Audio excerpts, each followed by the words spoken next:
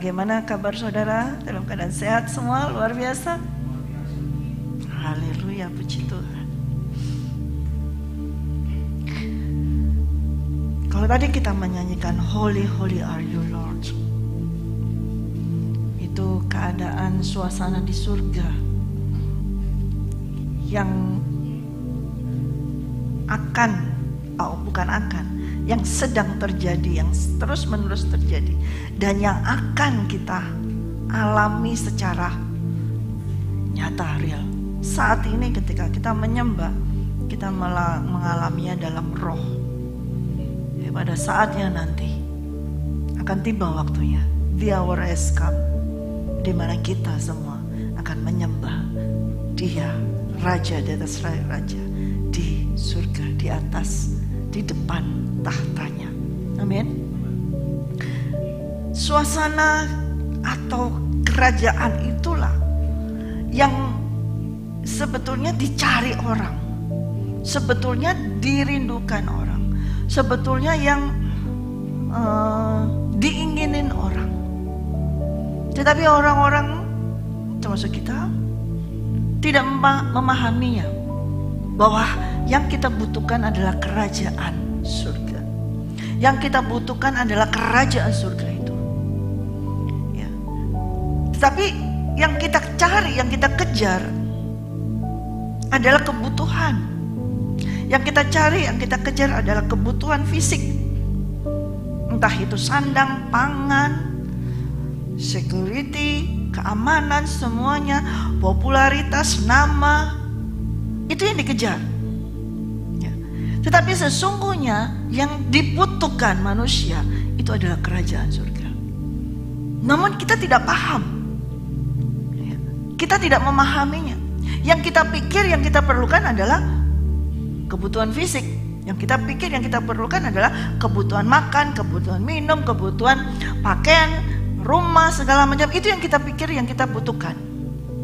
Sesungguhnya bukan hanya itu yang kita butuhkan, tetapi kerajaan itu sendiri. Kerajaan itu apa? Kerajaan adalah kehidupan yang kekal. Kerajaan yang kekal, hidup kekal. Nah, itu yang dicari orang. Itu sebetulnya yang hilang dari manusia. Kerajaan itu sendiri yang hilang dari manusia. Kerajaan bukan hanya sekedar kerajaan seperti raja-raja di dunia. Has power, ada kekuasaan, ada kekayaan, ada istana, ada segala macam. Bukan hanya kerajaan seperti itu. Yang hilang dari manusia adalah kerajaan Allah. Kerajaan Allah itu adalah kehidupan kekal. Kehidupan kekal itu bagaimana? Kehidupan kekal adalah kita masuk berada di dalam hadirat Allah. Itu adalah kehidupan yang kekal. Ya. Kalau kita dikatakan setiap orang yang mengenal Yesus Kristus, yang menerima Yesus Kristus, yang percaya kepadanya akan diberikan hidup yang kekal. Kehidupan kekal itu seperti bagaimana? Apakah terus kita hanya oke, kekal? Saudara paham hidup kekal itu seperti apa? Hidup kekal yang panjang, nggak ada waktu, deadline, atau nggak ada ujungnya, atau nggak ada berhentinya, hidup terus. Apakah seperti itu?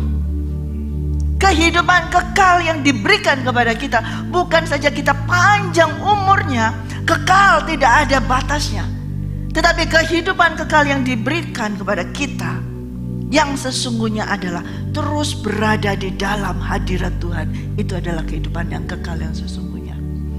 Tapi kalau bayangan kita, wah kita nanti percaya Yesus, terima Yesus, semua percaya Yesus, terima Yesus, kemudian supaya hidup kekal dengan hidup enak, bebas, kekal, tidak mengalami kematian lagi, bebas. Apakah hanya sebatas itu? Kalau kita hanya memahami tentang hidup kekal sampai di situ saja, kasihan deh lu. Kasihan deh. Kalau setiap manusia, orang yang percaya Yesus hanya memahami ketika, oh iya, kalau terima Yesus, percaya Yesus akan menerima hidup yang kekal. Berarti kita hidup panjang, terus tidak mengalami kematian, begitu saja. Yes, enak hidupnya, santai begitu saja. Ya kasihan sekali. Kehidupan kekal yang Tuhan berikan kepada kita, kepada setiap orang yang percaya kepadanya, bukan hanya itu, tetapi terus menerus berada di dalam hadiratnya Dia. Itulah kehidupan kekal. Seperti yang tadi kita nyanyikan. Di dalam hadiratnya itu selalu kita menyanyikan Holy, Holy, Holy are you Lord. Itu adalah kehidupan kekal. Ya. Nah, banyak orang yang tidak paham tentang kehidupan kekal.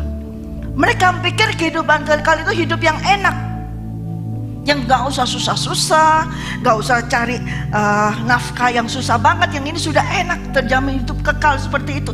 Itu yang mereka kejar, itu yang mereka cari. Banyak orang mengejar untuk itu. Bahkan ketika mereka untuk bisa mendapatkan hidup yang kekal itu, mereka melakukan ini, melakukan itu, melakukan hukum Taurat, melakukan ini. Semua dilakukan, semua hanya tujuannya supaya bisa hidup kekal. Sampai di sana saja mereka melihatnya. Nah, kalau hanya sampai di situ saja, tidak akan ada orang yang bisa.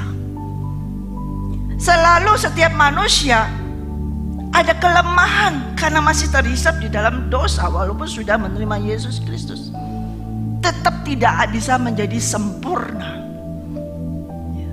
Tidak bisa seperti yang diciptakan pertama kali manusia, Adam dan Hawa. Ketika Tuhan Allah Bapa menciptakan manusia yang pertama, itu sempurna. Sebelum jatuh dalam dosa, itu sempurna.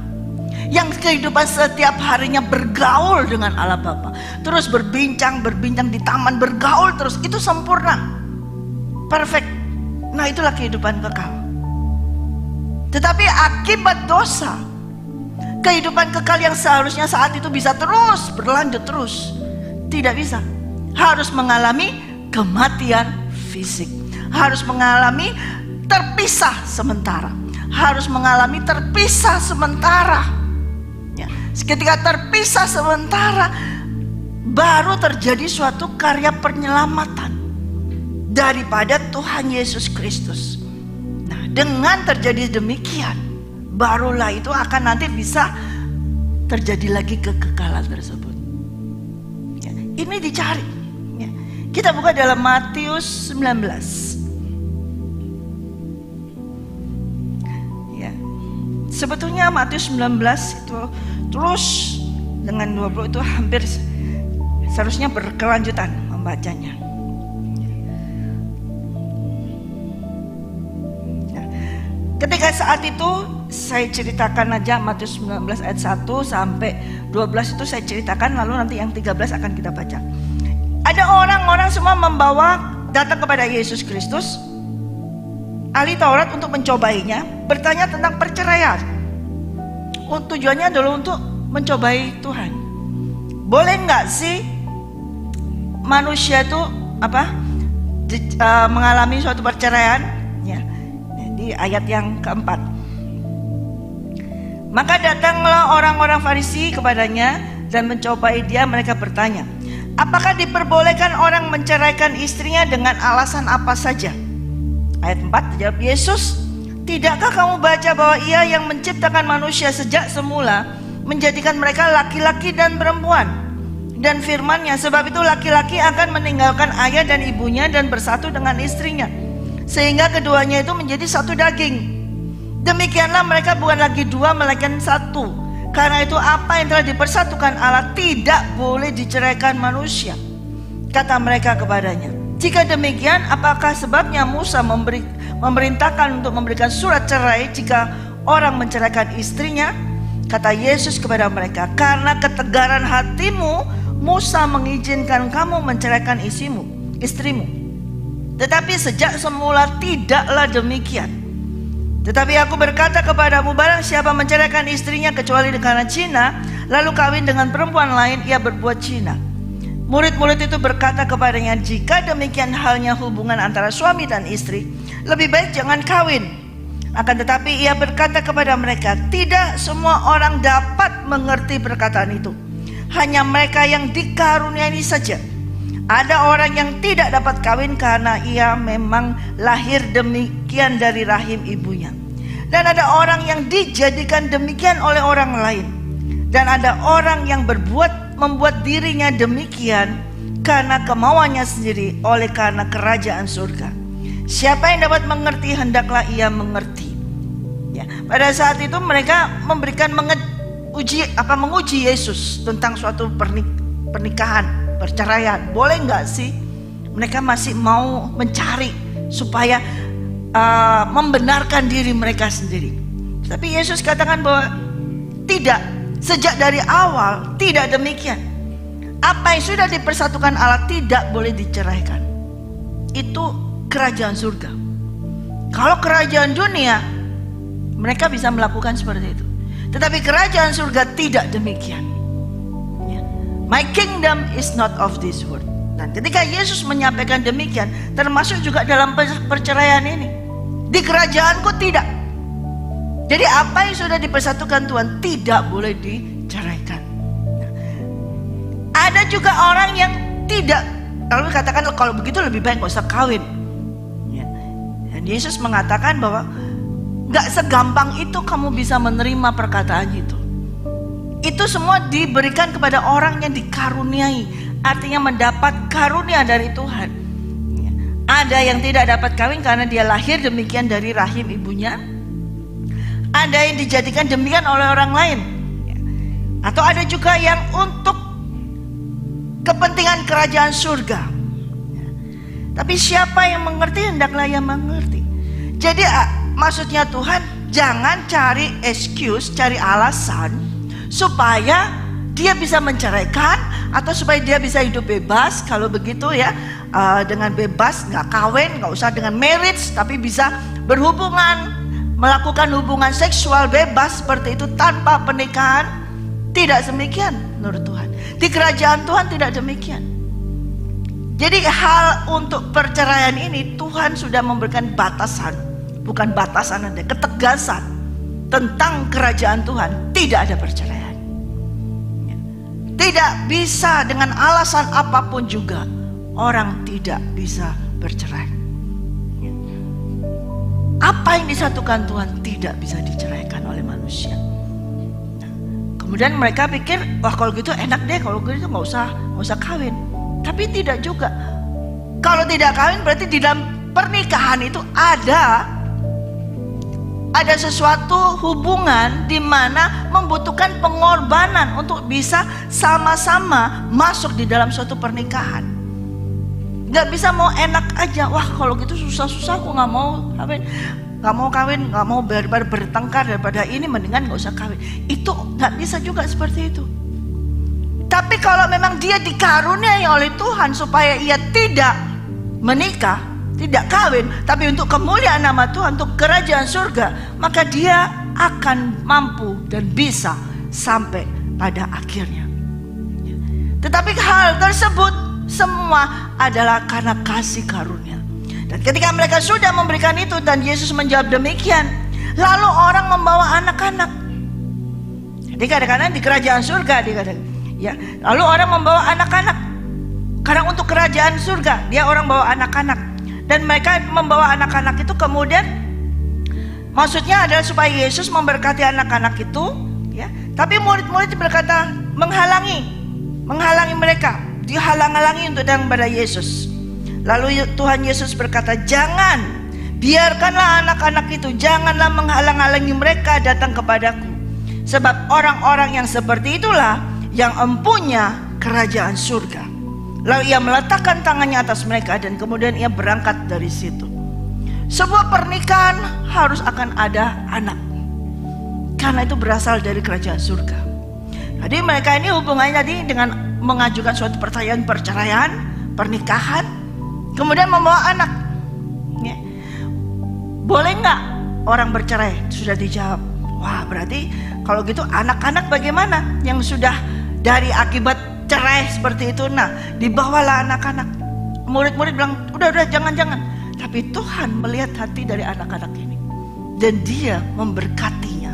Karena dikatakan bahwa sebab orang seperti inilah, seperti anak-anak ini seperti apa? Yang tulus, yang jujur, yang murni, yang mau mengampuni. Nah, anak-anak itu mudah sekali mengampuni. Itulah yang empunya kerajaan surga. Nah, kalau kalian dalam suatu pernikahan ada mau perceraian, berarti kamu tidak mau mengampuni. Berarti kamu tidak ada mau mengampuni, saling mau merasa diri paling benar. paling benar, suami paling benar, istri paling benar, sehingga mereka memutuskan tidak ada kesepakatan, kita cerai. Tidak ada forgive, tidak ada mengampuni. Tetapi anak-anak ini, kecil ini, jangan dilarang datang kepada Yesus. Tuhan katakan, anak-anak ini loh, seperti anak-anak ini yang mau mengampuni, yang saling mengampuni, itu mereka yang memiliki kerajaan surga. Bukan orang yang melakukan segala ritual, orang yang melakukan segala ibadah, orang yang melakukan segala hukum Taurat itu yang memiliki bisa masuk kerajaan surga. Tetapi anak-anak yang seperti ini, yang mau mengampuni. Kenapa ada perceraian? Karena tidak ada mau saling mengampuni. Kenapa ada perceraian? Karena tidak ada yang mau mengutamakan pasangannya, selalu mengutamakan dirinya. Sedangkan anak kecil ini adalah anak yang sangat rendah hati. Anak-anak kecil itu selalu rendah hati, murni, tulus. Nah, perbandingannya ini langsung dijawab sama Tuhan. Justru anak yang seperti ini, orang yang seperti ini, yang memiliki hati seperti anak-anak ini, yang mau mengampuni, yang tulus, itu yang bisa masuk kerajaan surga. Dan kemudian setelah Yesus melakukan itu, datang lagi seorang yang kaya raya, hebat, kaya raja, dan masih muda lagi, kaya raya, semua datang. Kemudian dia juga melihat itu semua, anak-anak juga mendengar pertanyaan dari orang-orang ahli Taurat itu, bertanya tentang perceraian, juga melihat anak-anak diberkati oleh Yesus. Kemudian dia mulai datang dan dia mulai bertanya kepada Tuhan, Guru, perbuatan baik apa yang harus ku perbuat untuk memperoleh hidup yang kekal? Dia mau masuk dalam kerajaan surga tadi itu. Dia mau masuk seperti anak kecil itu, mau memilikinya untuk hidup yang kekal. Perbuatan baik apa yang harus ku perbuat?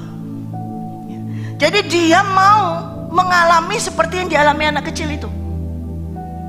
Maka dia bertanya, Guru, perbuatan baik apakah yang harus ku perbuat untuk memperoleh hidup yang kekal? Jawab Yesus, apakah sebabnya engkau bertanya kepadaku tentang apa yang baik? Hanya satu yang baik. Tetapi jikalau engkau ingin masuk ke dalam hidup, turutilah segala perintah Allah. Kata orang itu kepadanya, perintah yang mana? Ya. Kata Yesus, jangan membunuh, jangan berzina, jangan mencuri, jangan mengucapkan saksi dusta, hormatilah ayahmu dan ibumu, dan kasihlah sesamamu manusia seperti dirimu sendiri. Disebutkan semuanya tadi sama Tuhan Yesus. Nah, semua dari awal seperti itu. Kemudian dia berkata, semuanya itu sudah kuturuti, semuanya itu sudah aku lakukan dulu. Dulu aku sudah melakukannya, aku sudah pernah melakukannya, aku sudah melakukan semuanya itu, apa lagi? Aku sudah melakukan semuanya, apa lagi yang masih kurang? Aku sudah tidak membunuh, juga tidak berzina seperti yang tadi ditanyakan oleh orang-orang Farisi, juga tidak mencuri, juga tidak mengucapkan saksi dusta, juga aku menghormati ayah ibuku, dan juga mengasihi sesama manusia. Kurang apa lagi? Dia bertanya demikian.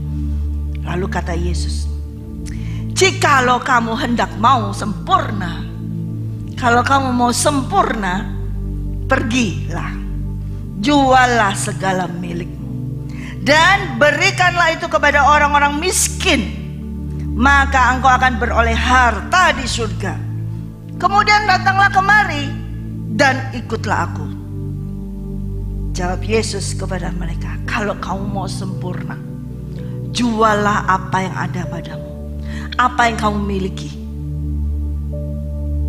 Bukan ditaruh di bank, bukan didepositokan, tapi bagikan, berikan kepada orang miskin, karena engkau akan memperoleh harta di surga. Lalu datanglah kemari dan ikutlah gaya hidupku, dan ikuti lifestyleku, ikuti aku, maka kamu akan masuk dalam kerajaan surga. Ketika anak muda itu, orang muda itu mendengar perkataan itu, dia pergi dengan hati yang sangat sedih, karena banyak hartanya, banyak sekali hartanya Yesus berkata kepada murid-murid, "Aku berkata kepadamu, sesungguhnya sukar sekali bagi seorang kaya untuk masuk dalam kerajaan surga. Sekali lagi aku katakan padamu, lebih mudah seekor unta masuk ke melalui lubang jarum daripada seorang kaya masuk ke dalam kerajaan Allah." Ketika murid-murid mendengar itu, dengan gemparlah mereka berkata, "Jika demikian, siapakah yang dapat diselamatkan?" Yesus memandang mereka dan berkata, "Bagi manusia hal ini tidak mungkin, tetapi bagi Allah segala sesuatu mungkin." Orang kaya saja sukar masuk kerajaan surga. Orang yang berduit saja sukar masuk dalam kerajaan surga. Bukan hanya orang berduit, dia ini orang yang katanya sudah melakukan seluruh hukum Taurat, itu masih sukar masuk dalam kerajaan surga. Karena hartanya banyak, karena perintah yang terakhir, karena ketika dia mau sempurna seperti Yesus, syaratnya adalah jual semua yang dia miliki dan dibagikan kepada orang miskin, dan datang kepada Yesus dan berjalan mengikuti Yesus seperti Yesus berjalan. Nggak mau, sukar. Mendengar pernyataan seperti itu, murid-murid jadi bingung, jadi gempar. Aduh, bagaimana ini? Aduh, siapa ini yang bisa masuk kerajaan surga? Aduh, siapa ini yang bisa diselamatkan? Mereka semua gempar. Berarti tidak ada orang yang bisa diselamatkan. Berarti tidak ada orang yang bisa diselamatkan dari kematian kekal. Yang diselamatkan di sini adalah, jika demikian siapa yang dapat diselamatkan? Diselamatkan ini apa? Dari kematian kekal. Kalau tadi seorang anak muda ini kepingin hidup kekal, berarti dia keluar dari kematian kekal. Kalau dia aja nggak bisa, siapa nih yang bisa diselamatkan dari kematian kekal? Yesus berkata, melihat kegembaran, ketakutan murid-murid, dia berkata, bagi manusia hal ini nggak mungkin, tapi bagi Allah segala sesuatu mungkin. Saudara, mungkin nanti kita akan pahami perkataan dari Tuhan Yesus setelah kita teruskan. Lalu Petrus menjawab,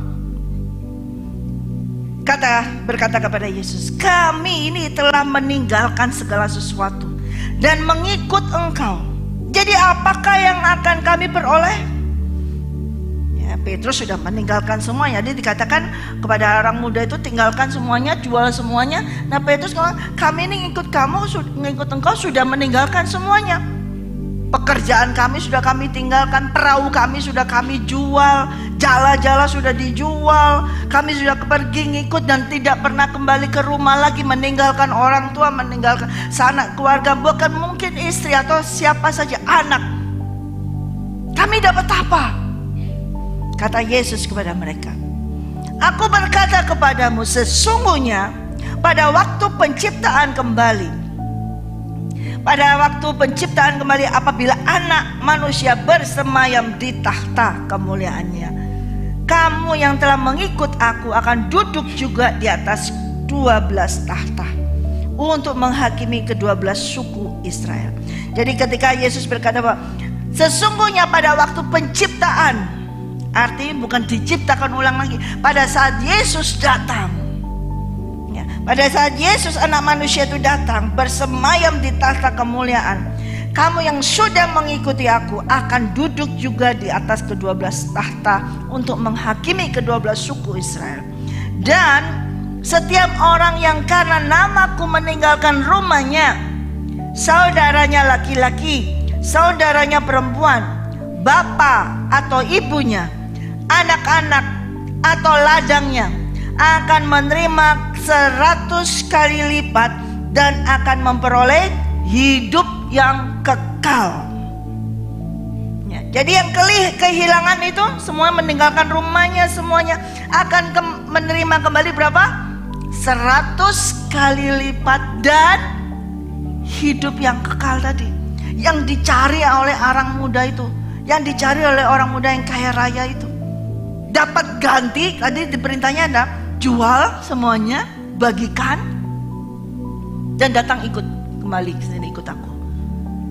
Nah, bagi setiap orang yang mengikut Yesus, dia akan menerima kembali apa yang pernah dia jual, apa yang pernah dia bagikan, 100 kali lipat dan plus hidup kekal. Artinya hidup kekal adalah lepas dari kematian kekal. Hidup kekal artinya apa? Terus menerus berada di hadirat Tuhan, terus menerus bergaul dengan Tuhan. Kekal selamanya akan menerima itu. Tetapi banyak orang yang terdahulu akan menjadi yang terakhir, dan yang terakhir akan menjadi yang terdahulu. Anak muda itu mungkin dahulu sudah mengerjakan, sudah melakukan hukum Taurat, semuanya sudah dia kerjakan. Dia lebih dahulu melakukan itu daripada mungkin murid-murid Yesus. Dia sudah taat melakukan semuanya itu. Tetapi dia terakhirnya ketika Yesus berkata, jualah semuanya, bagikan kepada orang miskin, dan datang ke sini ikut aku. Dia gak mau. Dia yang sudah melakukan yang awal itu, ketika yang terakhir dia gak mau, dia menjadi yang terakhir. Tetapi baru orang yang baru mengikut Yesus, dia akan menjadi orang yang pertama. Kerajaan dunia, sistem dunia tidak demikian. Dunia selalu berkata siapa cepat dia dapat. Siapa yang datang duluan dia yang dapat nomor 1, duduk di depan. Ya. SCDD, siapa cepat dia dapat. Nah, itu dunia, sistemnya dunia demikian. Ya. Tetapi Tuhan tidak. Orang yang terdahulu akan menjadi yang terkemudian, dan orang yang terakhir akan menjadi yang terdahulu. Apa maksudnya? Kita baca lagi Matius 20. Yesus menjelaskan hal tersebut. Kerajaan surga itu seperti seorang tuan rumah yang pagi-pagi benar keluar mencari pekerja-pekerja untuk kebun anggurnya. Setelah ia sepakat dengan pekerja-pekerja itu mengenai upah sedinar sehari, ia menyuruh mereka ke kebun anggurnya. Kira-kira pukul 9 pagi ia keluar pula. Dilihatnya ada lagi orang-orang lain menganggur di pasar. Katanya kepada mereka, pergi jugalah kamu ke kebun anggurku, dan apa yang pantas akan kuberikan kepadamu. Dan mereka pun pergi. Kira-kira pukul 12 dan pukul 3 petang ia keluar pula dan melakukan sama seperti tadi. Kira-kira pukul 5 petang ia keluar lagi dan mendapati orang-orang lain pula. Lalu katanya kepada mereka, mengapa kamu menganggur di sini sepanjang hari? Kata mereka kepadanya, karena tidak ada orang mengupah kami. Katanya kepada mereka, pergi jugalah kamu ke kebun anggurku. Pada hari malam Tuhan itu berkata kepada mandornya, panggillah pekerja-pekerja itu dan bayarlah upah mereka, mulai dengan mereka yang masuk pertama.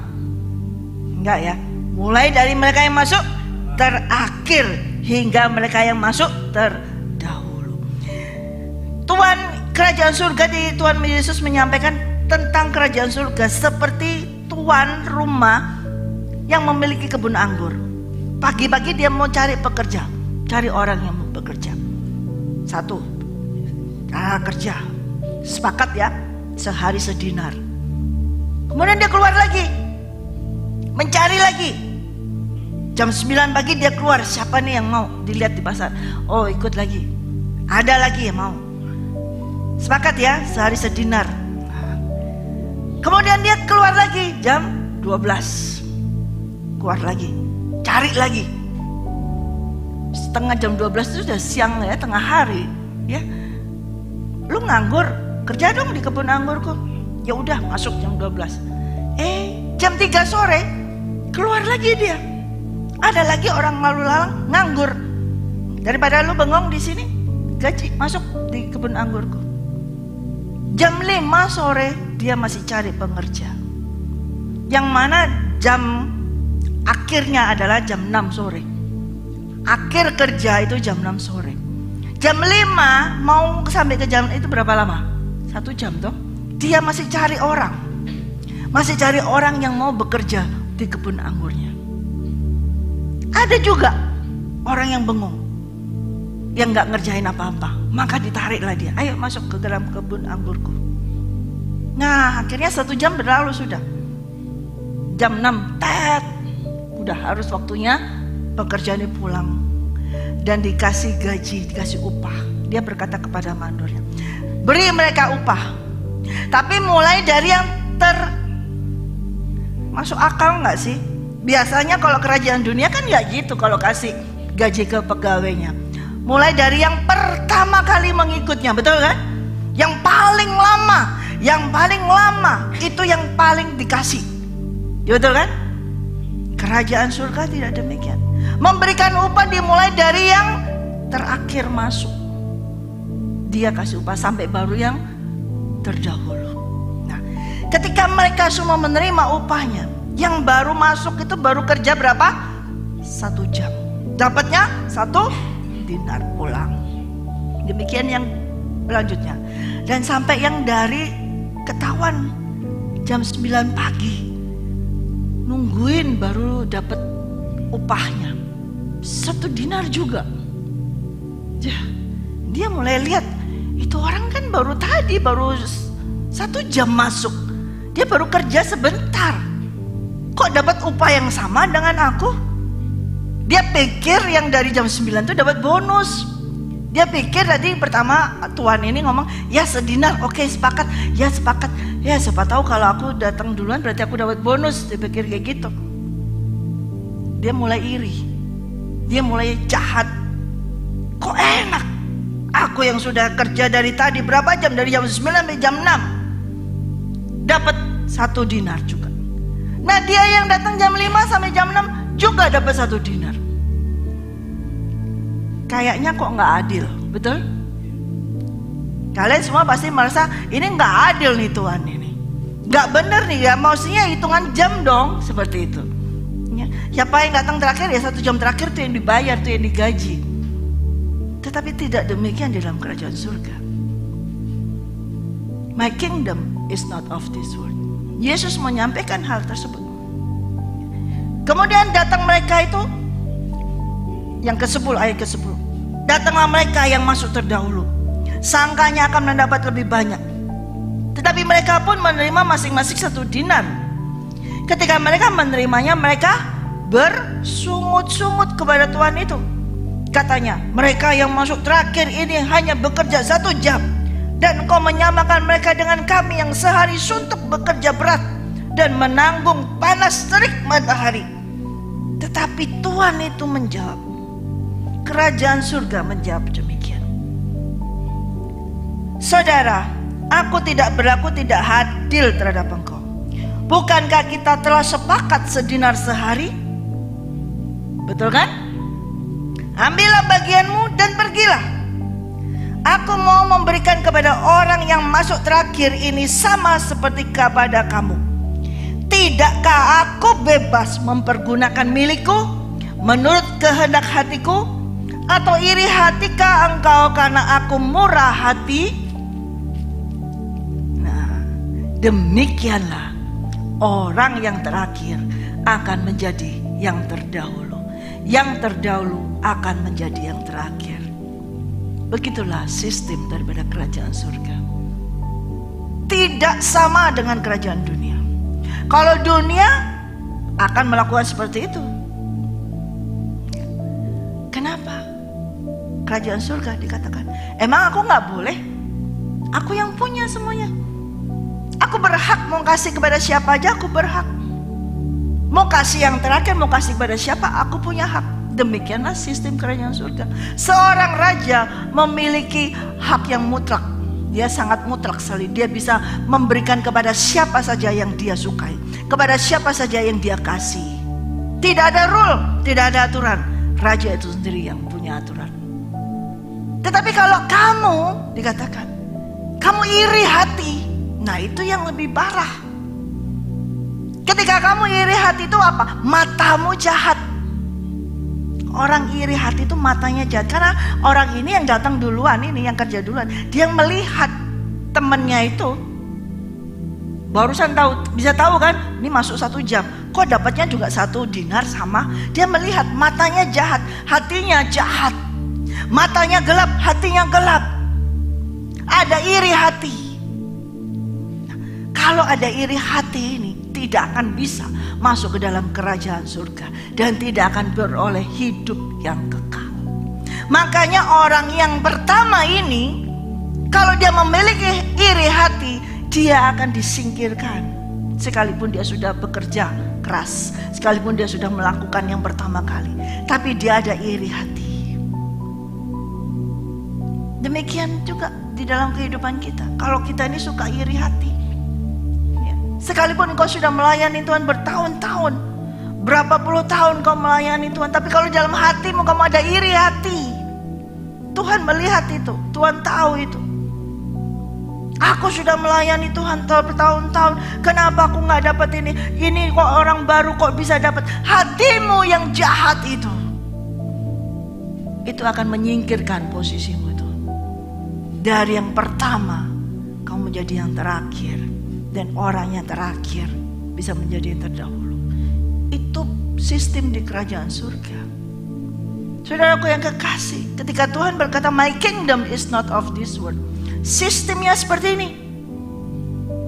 Kita tidak bisa memakai sistem dunia dimasukkan di dalam kerajaan surga. Nggak akan bisa. Tidak akan bisa. Orang anak muda tadi maunya begitu. Dia mengikuti segala sesuatu di dalam kitab Taurat. Dia memakai sistem dunia, kepingin mau masuk dalam kerajaan surga. Nggak bisa. Harus diletakkan semua, harus ditinggalkan semua, dijual semuanya, baru masuk dalam kerajaan surga. Itu sistemnya di situ.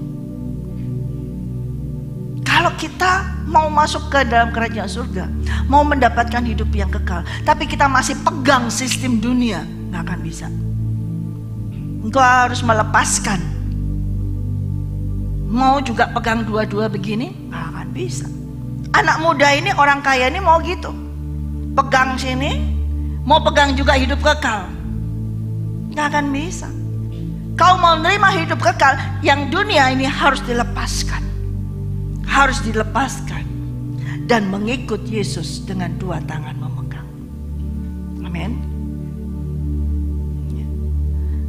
Ketika murid-murid Yesus melihat bagaimana Yesus menyampaikan berita atau menjawab jawaban kepada orang muda itu, mereka sempat gentar, mereka sempat takut. Lalu bagaimana kita ya? Kita yang sudah melayani Tuhan, bagaimana kita ini ya?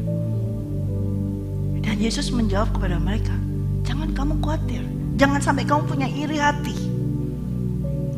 Semua yang sudah kehilangan semuanya, apa yang kehilangan, apa yang kamu lepaskan, tinggalkan semua untuk mengikuti aku, untuk mengikuti Yesus, itu akan diganti 100 kali lipat.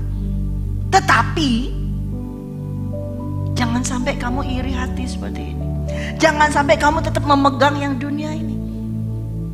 Makanya Yesus katakan 2 kali, banyak orang yang terdahulu menjadi yang terakhir, dan yang terakhir akan menjadi yang terdahulu. Perkataan ini diulang oleh Yesus 2 kali. Demikianlah orang yang terakhir akan menjadi yang terdahulu, dan yang terdahulu menjadi yang terakhir. Karena banyak yang dipanggil, tapi sedikit yang dipilih. Tuhan mau menyampaikan kepada murid-muridnya dengan hal-hal yang terjadi saat itu.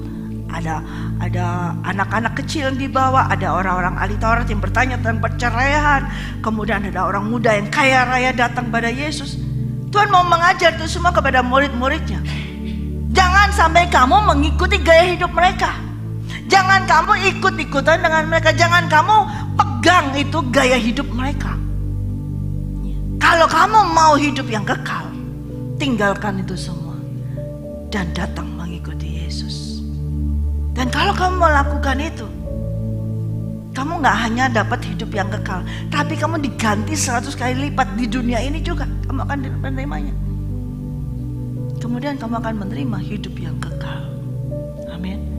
Tetapi hati-hati, banyak orang yang terdahulu akan menjadi yang terakhir, dan yang terakhir akan menjadi yang terdahulu. Kata-kata ini menyingkapkan apa? Bisa berubah posisi itu. Posisinya kita ini bisa berubah. Makanya kita harus jaga di mana posisinya, bukan posisi standnya ini, tapi posisi hati ini yang harus kita jaga. Perubahan itu tidak nampak dalam fisik. Mungkin tambah hari tambah diberkati, tambah hari tambah diberkati, tambah hebat. Pelayanan tambah hebat, tambah besar, gereja tambah besar, tambah besar. Berkat tambah banyak, semuanya tambah banyak. Orang tidak melihat hal tersebut. Wah, ini hebat ini pasti dapat 100 kali lipat dari Tuhan. Juga mendapat hidup yang kekal dari Tuhan. Tetapi posisi hati dia sudah bergerak, sudah melakukan perzinahan, membunuh, mencuri, ya, tidak menghormati, mengucapkan saksi dusta. Sudah banyak seperti itu. Nah, bagaimana kalau hal itu terjadi? Yesus menyampaikan ini ketika ia mendapat pertanyaan dari orang-orang, dan itu dia mau supaya murid-muridnya ini juga tidak mengalami seperti yang dilakukannya orang-orang itu. Amin. Amin, saudara. My kingdom is not of this world. Berarti banyak sekali yang gak sesuai dengan dunia. Banyak sekali sistem-sistem yang tidak sesuai dengan dunia. Betul gak? Semakin kita tahu, semakin kita takut gak sih? Kayak murid-murid itu kan, waduh, terus siapa nih yang bisa diselamatkan? Ya, tapi Tuhan ngomong, bagi manusia gak mungkin, tapi bagi Tuhan tidak ada yang tidak mungkin. Amin. Ketika Tuhan memberikan perintah, bagaimana engkau melihat perintah tersebut? Ketika Tuhan menyampaikan, kau bertanya dan disampaikan sesuatu kepada engkau tentang perintah, seperti anak muda itu. Dia bertanya, tapi ketika dijawab, dia tidak merespon jawaban daripada Yesus. Kalau engkau bertanya, Tuhan bagaimana hidupku? Untuk apa hidupku ini? Bagaimana hidupku? Apa yang kau kehendaki untuk hidupku ini, Tuhan? Lalu ada jawaban Tuhan yang mungkin out of the blue, atau yang mungkin kayaknya bukan itu deh yang kepingin aku dengar dari Tuhan. Seperti anak muda itu, maunya kan tinggal, oh gampang kamu melakukan ini, kamu berdoa 7 kali, misalnya gitu ya. Kamu berdoa 7 kali, terus masuk ke sungai atau bagaimana gitu ya. Oh kamu melakukan ini yang gampang gitu bisa dilakukan. Oh dia lakuin langsung. Tapi ternyata yang dijawab Yesus di luar dugaannya dia. Hah? Jual milikku, jual semuanya. Hah? Gitu ya kan. Dia melihat banyak sekali hartanya. Tunggu dulu, dan kemudian dibagi-bagi. Oh nggak usah ya, kok enak gitu loh ya, toh dibagi-bagi. Kemudian balik lagi ke Yesus tanpa memiliki apa, ngikut jalannya Yesus seperti itu. Oh itukah hidup yang kekal? Ya, itulah hidup yang kekal. Amin. Gimana kalau saudara sebagai orang muda yang kaya itu, ketika Tuhan berkata jualah hartamu, bagikan kepada orang-orang miskin, apakah sudah engkau pernah lakukan hal tersebut? Apakah sudah? Harus saudara. Kalau saudara tidak pernah menjual barangmu dan memberikan kepada orang miskin dan datang mengikut Yesus, berarti engkau tidak mengikut Yesus. Kau mengikut dunia. Harus. Dan itu menjadi gaya hidup kita. Harus seperti itu. Gaya hidup orang-orang yang mengikuti Yesus. Yesus berjalan keliling, gak bawa apa-apa. Gak bawa dompet, gak bawa kartu kredit, gak bawa buku cek, gak bawa buku hero, gak bawa apa-apa. Because of what? He is the kingdom. Dia adalah raja itu. Dia sebagai raja, dia tidak perlu membawa apa-apa. Dia sebagai raja dan kerajaan surga tidak perlu membawa apa-apa. Karena kerajaan surga itu adalah segala-galanya. Amin. Saudara, kehidupan kita harus seperti ini. Kalau enggak, kita nanti akan menjadi yang terakhir. Siapa yang menjadi yang terdahulu? Angkat tangan. Haleluya. Tetaplah terus ikuti Yesus, ikuti perintahnya. Dan dia menyelidiki hati kita. Apakah kita tetap terus memiliki hati yang seperti Yesus, ngikuti Yesus. Bukan hanya ngikuti ibadah-ibadah, tapi hati kita ini mengikuti gaya hidupnya Yesus. Amin. My kingdom is not of this world. Ya. Kalau kita menjual segala apa yang kita miliki, jual, kemudian kita bagikan, itu gak akan kekurangan. Tidak akan pernah kekurangan. Saya percaya apa yang Tuhan Yesus sampaikan ini bukan hanya sekedar ngomong kepada seorang anak muda asal jawab gitu aja, tapi ini adalah gaya hidup kerajaan surga yang dia sampaikan. Dan Opa Alex melakukan ini. Hidupnya dia selalu ini, menjual segala apa yang dia punya, dia bagikan untuk kerajaan surga, dan dia mengikuti gaya hidup Yesus. Dan kami dan saya melakukan, saya jual semua apa yang saya punya, saya bagikan. Saya datang mengikuti Yesus. Dan saya percaya Tuhan akan mengganti 100 kali lipat, 100 kali lipat, dan hidup yang kekal bersama-sama terus menerus di hadirat Tuhan terus menerus. Oh, itu betapa indahnya, dan itu yang saya nantikan, saya rindukan. Amin. Saudara mulai bisa, nggak harus yang besar, mulailah dari yang kecil. Mulai dari kecil. Ya. Kalau kita nggak mau pernah memulai, nggak akan bisa. Mulai dari kecil, pasti akan bisa. Amin. Mari kita bangkit berdiri.